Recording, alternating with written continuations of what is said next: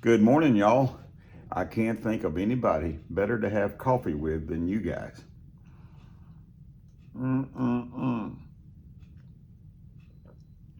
I love good coffee, don't you? Nobody should be forced to drink bad coffee.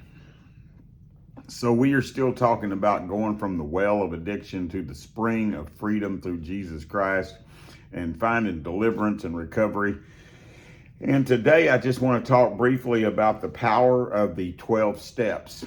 Last video we talked about the power of community and being in a group, but I want to talk about the 12-step program specifically.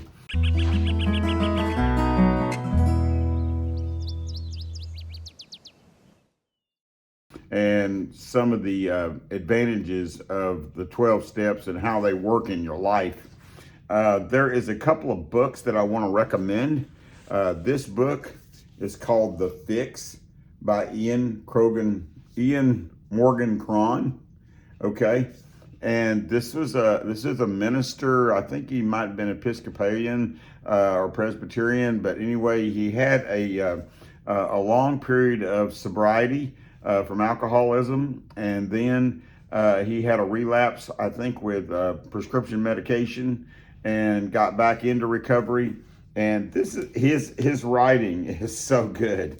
I mean, it is funny, but it's very pointed. I like books that are simple and to the point. And this particular book here, every chapter is based on one of the 12 steps, and it just goes through the 12-step program. I think it is a great book, and I think you would enjoy it. Another book that I would highly recommend is this one right here. This is John Ortberg's book, Steps. And there is actually a workbook that goes along with that that you can get through John Ortberg. He does the Become New podcast every morning. I've been listening to it every morning for a couple of years. And good stuff. He it's not all about addiction. He covers does various series on different topics, but super good. Each video is about 12 minutes long or so, and so it's a good little morning shot in the arm. Generally, always gets me thinking and gets me on the right track. I just incorporate it into my devotional time in the mornings. So let's talk about the 12 steps themselves. The 12-step program is said not to be a self-improvement program. They are a spiritual reordering of life that has become unmanageable.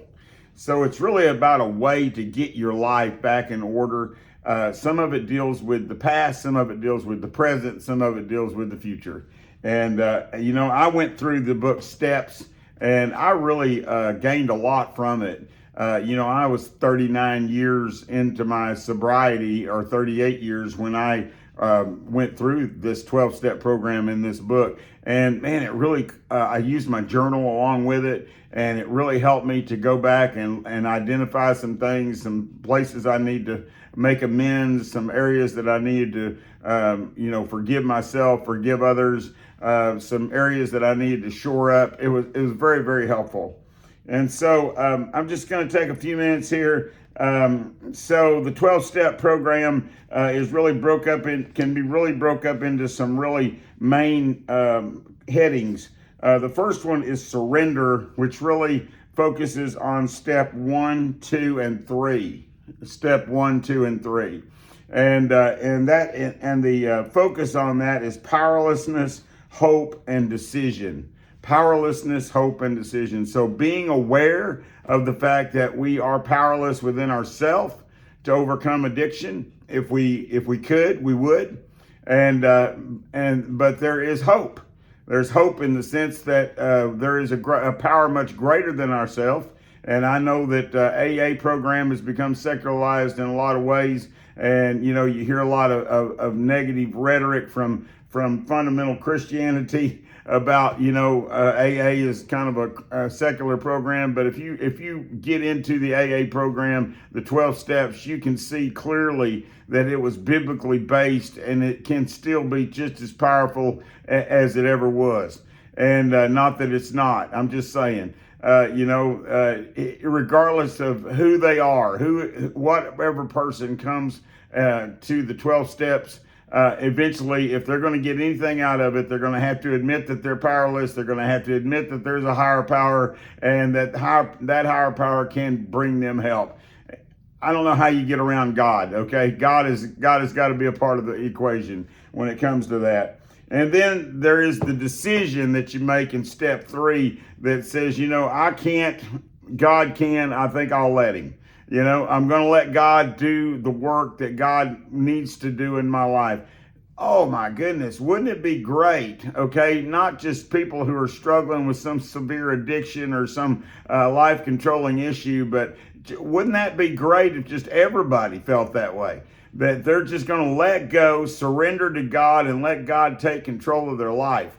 That is really the gospel in its truest form. Jesus said to deny yourself, take up your cross, and follow him. And so, allowing that to take place in your life is really the crux of everything that you get from the Lord. So very, very, very beneficial theologically, okay? All right, so the principles in 4 through 7 could possibly be termed cleaning the house internally. This being the house, we're the house, okay? And just doing the work that needs to be done inside of our hearts and inside of our minds that needs to be dealt with, that has continued to plague us, which has brought us to the place of cycling over and over again into the same behaviors that we've had before. Whether it's the low self-esteem, the insecurity, the unforgiveness, the shame, the guilt, whatever it is, man. Those false messages that were sent to you as a child and continue to be reaffirmed to you through your adolescent life, and as an adult you bought into those lies that kept you numb from really what God is trying to accomplish in your life. And I know that's the way it was for me. And so anyway, step 4 is about searching moral inventory, having a searching moral inventory. And some of these steps take a long time. I mean, they take a while because it's not easy work. You have to be really honest with yourself. Before you can be honest with anybody else, you really got to be honest with yourself. And honesty opens up the door to healing. It's like we were saying in the book of James, where it says, confess your faults one to another, and you'll find healing. When you become honest and open and truly transparent, that is a step that you take where you can begin to see what the real root of the problem is. And so doing a a deep moral inventory in our life, confession is really step 5. Step 6 is all about readiness, being intentional, being intentional. And so being ready to change. Like we talked before about the VIM model, VIM. VIM model, where you visualize what your life will look like when you get free from this addiction and this thing that's plaguing you, and recognizing this is how much different life is going to be for you and the people around you and your family, your relationship with God, etc. And then making that commitment to say, you know what, I want that. When I worked at Teen Challenge, I talked to a lot of parents on the phone, and these were parents. Some of these kids were 35, 40 years old, okay? I mean, they weren't just kids. And, but they'd be like, oh, I know he's a good guy. He just needs help or whatever. And I would tell them often, you can want that help for that person as badly as you can. But unless he wants help, unless she wants help, the help will not come. We can't force our desire on somebody else. They have to have a desire. If you are struggling with addiction, you have to be at the place where you are sick and tired of being sick and tired, and you got to be ready to make a change. And it's like we said before. Sometimes you have to get in that desperate state in order for that to happen. And then step number 7 is really about humility, and humility is a great thing. because humility is what really brings brokenness into our life. And man, when you become broken, that's when God can fix you. As long as we think we got it all together, as long as we think we're in charge and we don't really need any help, and we got that old pride and that ego that keeps us from really reaching out and recognizing the fact that we are struggling, that we are in dire need of help. Until we reach up, we can't get any help. And so that's what that's about. Steps 8 and 9 is really about cleaning your house, cleaning the house relationally.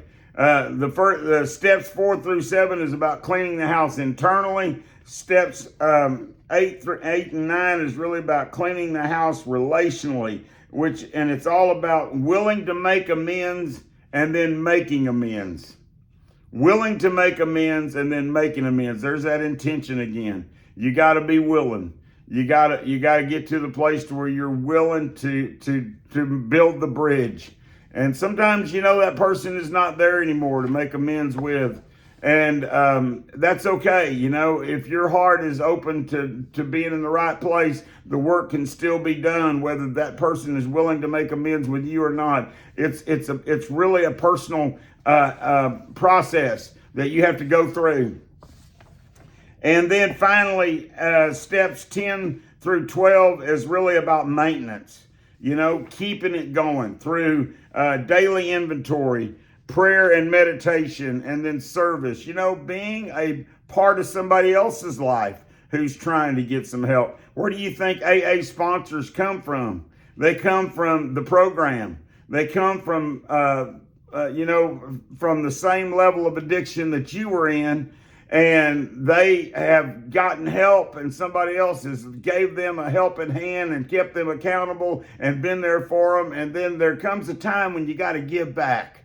You got to give back. The 12 steps are an awesome, awesome gift that has been given to us. And I truly believe, honestly, whether a person says, somebody could say, I've never had an addiction in my life. I think if they actually went through the 12 steps and just looked at the area, because we all struggle with something.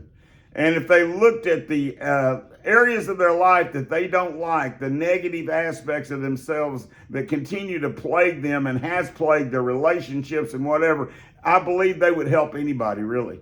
And so there's a couple of books I highly recommend. You got Steps by John Ortberg, The Fix by Ian Morgan Cron. I hope you'll check those out. And I hope it'll be a blessing to you. We are about to wind this series up. I think I'm going to do one more video on this series before we start something new. And the next video is going to be one that's very, very important.